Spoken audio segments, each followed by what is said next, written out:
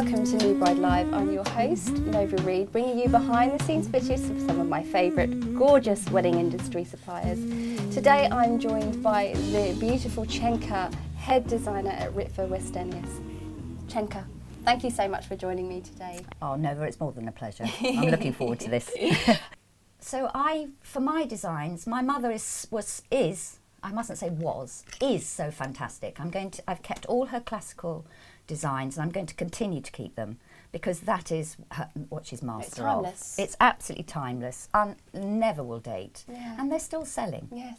But for me, I wanted to incorporate something different because I'm noticing that there are a lot of the same dresses everywhere. Yes. So if you're a designer, I feel you should actually step out there, step out front and actually try different things. So I've started mixing texture with fluid soft fabrics.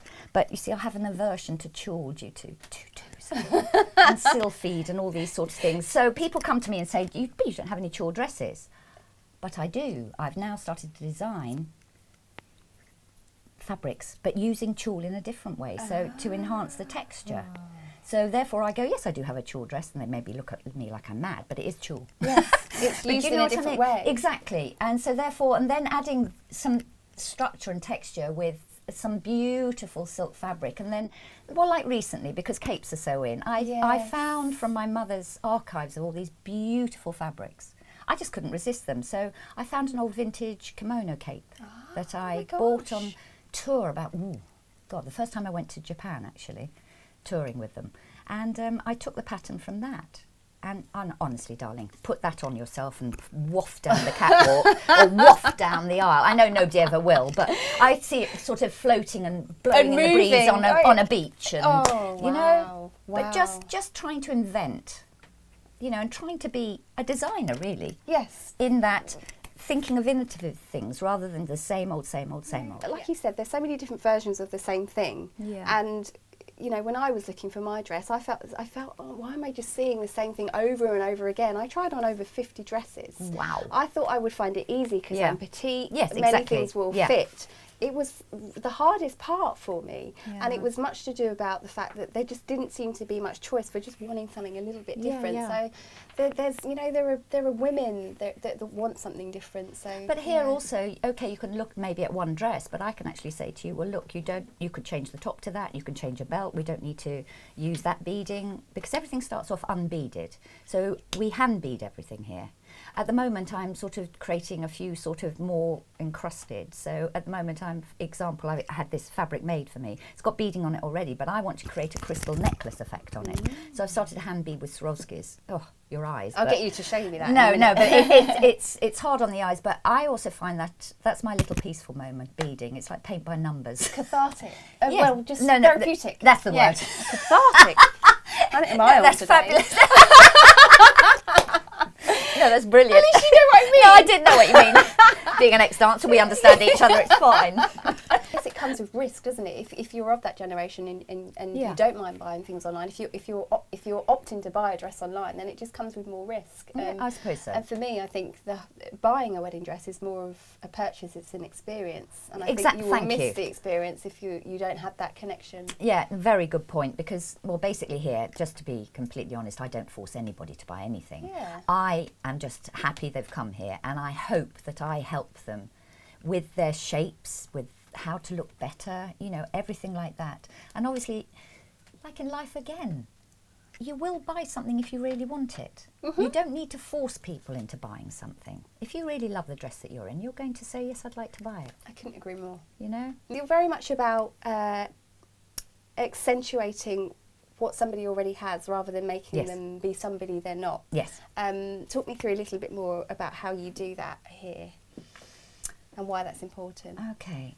Well, first of all, I think it's very important for me not to impose my vision. I can see somebody at the door and I know exactly what I think would look fantastic on her before they've even entered.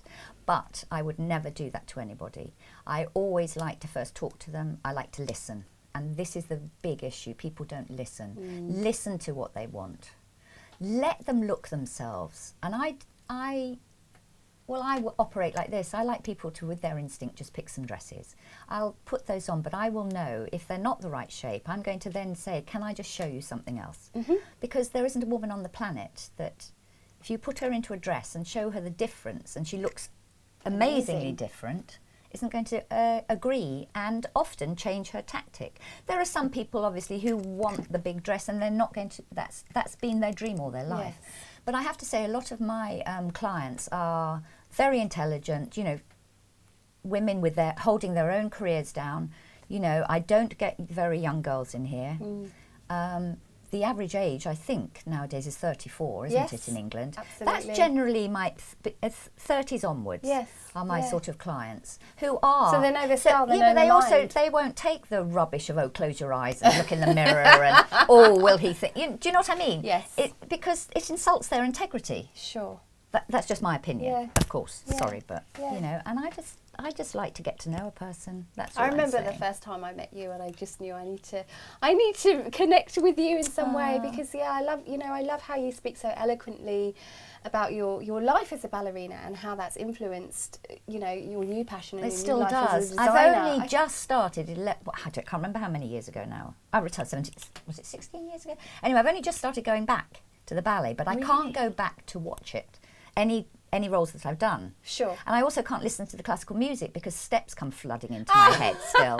So, you know, you can put anything on, any ballet, and then, you know, suddenly my feet are going in my hands. And it's like, will it ever go away? But it's ruined it for me. Ritva has done so much for the industry, hasn't she? Incredible. I mean, she started in 1977. And I've only just started running the company now, since June by myself. So, incredibly long career, and she's still completely behind me. Yes. You know, she'll never retire. I'm pretending she's retired, but she hasn't. And why should she? She's fantastic. She's eloquent. She's gorgeous. Well, she's my mummy, of course. I'm going to say I love her. You know, she's a wonderful woman. She's brilliant. Absolutely brilliant. And yes, of course, she'd still be running the shop floor, but no, not anymore. One of the things I love about your designs and Ritva Westenius is how inclusive you are in terms of making women feel beautiful by their body shape, in the diversity of styles you've got, and how on board you are with trying to make the wedding industry more visually inclusive. And I just wondered if you had any more thoughts on that. Well, basically, I think the fundamental thing is to always remember that you're designing for women, real women. You are not designing for models on a catwalk. It's simple. Everything looks good when you see a catwalk picture. Well, sometimes I think not. But, you know, women need to be designed for. Women have curves. That is our form, unless you're an ex-dancer and you know, like us, you know. Straight up and down boxes. Do you know what I mean? So that's the whole point of designing, because what's the point in designing something that isn't going to work on a bus with a curve? And it's actually about enhancing the female form. And that is what I think is fundamentally the most important thing. And that's what we have always done, and that is what I learnt from my mother. Design for real people, real women, because they are your walking advert. I absolutely love that. Chenka, it's been such a pleasure. Oh, Nova, you're fab. Thank you. Thank you. Thank you so much.